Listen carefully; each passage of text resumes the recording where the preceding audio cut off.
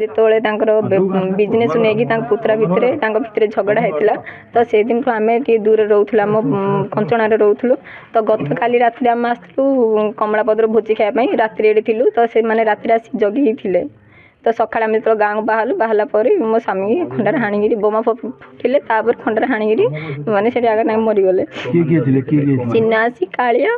ଆଉ ନିଆଞ୍ଚଳ ଆଉ ଜଣେ କିଏ ମୁଁ ଜାଣିନି ସେମାନେ ମାସ୍କ ପିନ୍ଧିଥିଲେ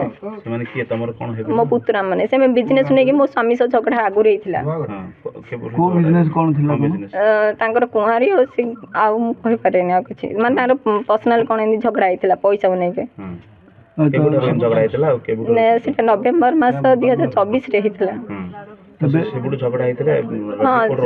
ଆମ ଘରେ ରହୁଥିଲୁ କାରଣ ମୋ ସ୍ୱାମୀ ସବୁବେଳେ ସେମାନେ ପିଟିବା ପାଇଁ ଆସିଲେ ମାରିବା ପାଇଁ ଆସିଲେ ସେ ମୋ ସ୍ୱାମୀ ଧରିକି କଞ୍ଚଣାରେ ରହୁଥିଲୁ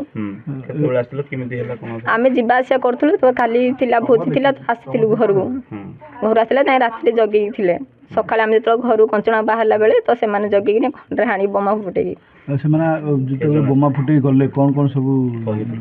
କହୁଥିଲେ କ'ଣ ନେଇଛନ୍ତି ସାଙ୍ଗରେ ସେ ମୋବାଇଲ ନେଇଯାଇଛନ୍ତି ଆଉ ବୁଲେଟ ନେଇଯାଇଛନ୍ତି ବୁଲେଟ ଗାଡ଼ି ନେଇଯାଇଛନ୍ତି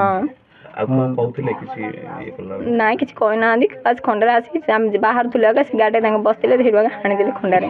କେତେ ଜଣ 4 ଜଣ ଖଣ୍ଡା ଗୋଟେ ପଡ଼ିଛି ଆଉ କ'ଣ ଖଣ୍ଡା ସେମାନେ ଫାଷ୍ଟ ବମ୍ ଫୁଟେଇଲେ ତାପରେ ଖଣ୍ଡା ଜଣେ ଆଣିଲା ଆଉ ସେମାନେ ସବୁ ପାଖରେ ଛିଡ଼ା ହେଇଥିଲେ ଧରୁଥିଲେ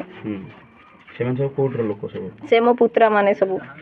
ହଁ ନିଜ ପୁତୁରା ମାନେ ନିଜ ଗାଁର ହଁ ଭାଇକୁ ସକାଳୁ ସକାଳୁ ହତ୍ୟା କରାଯାଇଛି କ'ଣ କାରଣ ରହିଛି କାହିଁକି ଭାଇକୁ ଏମିତି ବିଭତ୍ସ ଭାବେ ହତ୍ୟା କରାଗଲା ଘର ଆଗରେ ନିଜ ଘର ଆଗରେ ପୂର୍ବ ଆକ୍ରୋଶକୁ କେନ୍ଦ୍ରୀଭୂତ କରିକି 2023ରେ ଯେଉଁ ଘଟଣା ଘଟିଲା ଯେଉଁ ବୋମାଡ଼ିଂ ହେଇଥିଲା ଉଭୟଙ୍କର ଏଇ ଯେଉଁ ନୀଳା ଆଉ ଶୂନ୍ୟବାସୀଙ୍କର ଗୋଡ଼କୁ ମାଡ଼ ହେଇଥିଲା ହାତକୁ ମାଡ଼ ହେଇଥିଲା କିନ୍ତୁ ଏ କେସ୍ରେ ରବି ଦାସ ଇନଭଲ୍ଭ ନଥିଲା ସେ କଞ୍ଚଣାରେ ଥିଲା ପୂର୍ବରୁ କ'ଣ ଶତ୍ରୁତା ଥିଲା କି କ'ଣ ଶତ୍ରୁତା ଥିଲା ଯେଭଳି ବୋମା ମାଡ଼ ହେଇଥିଲା ଶତ୍ରୁତା କ'ଣ କେଉଁ ଘଟଣାକୁ ନେଇ ଶତ୍ରୁତା ହେଇଥିଲା କାରଣରେ କ'ଣ ଯେଉଁ କାହିଁକି କେଉଁ କାରଣବଶତଃ ତ କାରଣଟା ହେଲା ଏ ଯେଉଁ ସାଧାରଣତଃ ମଦ ବିକ୍ରି କେନ୍ଦ୍ରୀଭୂତ କରିକି ତ କେବେଠାରୁ ଏମିତି ଶତ୍ରୁତା ଥିଲା ଆଉ ଆଜି ହଠାତ୍ କେମିତି ହେଲା ଘଟଣା ତ କହିହେବନି କଥା ସ୍ପଷ୍ଟ ସିଏ ହଠାତ୍ କେମିତି ଘରଠିକି ଆସିଛି ଆମେ ବି ଜାଣିନୁ ତ ଆସିଲା ପରେ ରାତିରେ ସେ ରହୁଛି ଏଠି ସକାଳେ ଯେମିତି ବାହାରିଛି ବୋଧେ ବୋମାଡ଼ି ହିଁ କରୁଛନ୍ତି ନିଜ ପୁତୁରା ମାନେ ନିଜ ଦାଦାକୁ ଆକ୍ରମଣ କଲେ ସାଧାରଣତଃ ଗୋଟିଏ ଜିନିଷ ହେଉଛି ଆଜିକାଲି ସବୁ ସ୍ୱାର୍ଥ ଲୋଭ ଯେଉଁଟା ବି ହୁଏ ଯେଉଁ କାରଣବଶତଃ ବି ହୁଏ ସ୍ୱାର୍ଥ ପାଇଁ ହିଁ ସବୁ ଜିନିଷ ଘଟଣା ଘଟିଯାଏ ବର୍ତ୍ତମାନ କ'ଣ ଚାହୁଁଛନ୍ତି ଆପଣ ଆମେ କେସ୍ଟା ଟେକ୍ ଅପ୍ କରୁ